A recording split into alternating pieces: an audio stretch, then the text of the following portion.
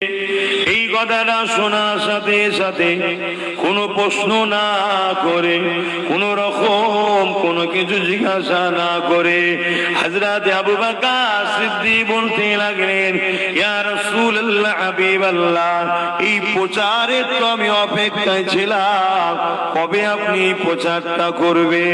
আমি আপনার হাতে হাত দিয়ে ঈমানের কলেমা পড়ে নেব। আল্লাহ নবী বললেন, এ আবু বকর, কি করে তুমি জানলে?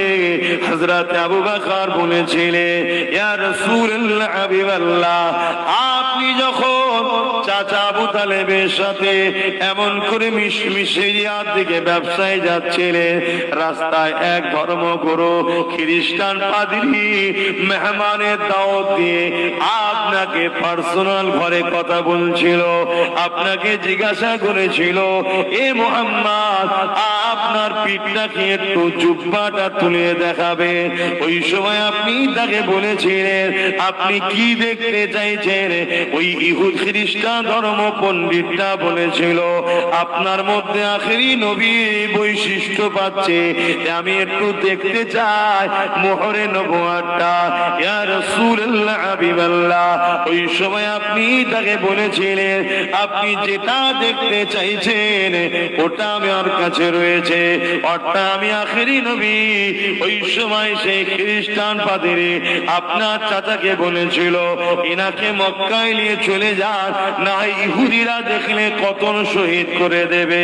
ইয়া রাসূলুল্লাহ, হাবিবাল্লাহ, ওই দিন থেকে আমি আবু বকর অপেক্ষায় রয়েছে, কবে আপনি একবার এলান করবেন আর আমি আপনার হাতে হাত দিয়ে ঈমানের কলেমা পড়ে নেব।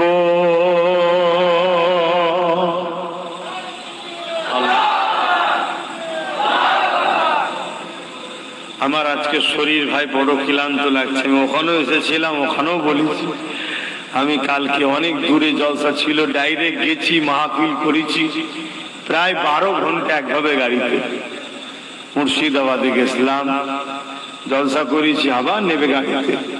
শরীর বড় ক্লান্ত লাগছে, কথা বলার জোর পাচ্ছি না, কথা বুঝে আসছে। তারপরে আপনাদের অসুবিধা হচ্ছে না? আমি দুটো কথা এসেছি যখন বলবো, কিন্তু চোখ জুড়ে আসছে, চোখ জুড়ে আসছে, ওটা ঘোর এসেছে ঘুমে। আপনার একটু সরে সরে আসেন না, রসি পড়তে পড়তে আসেন। আল্লাহুম্মা সাল্লি আলা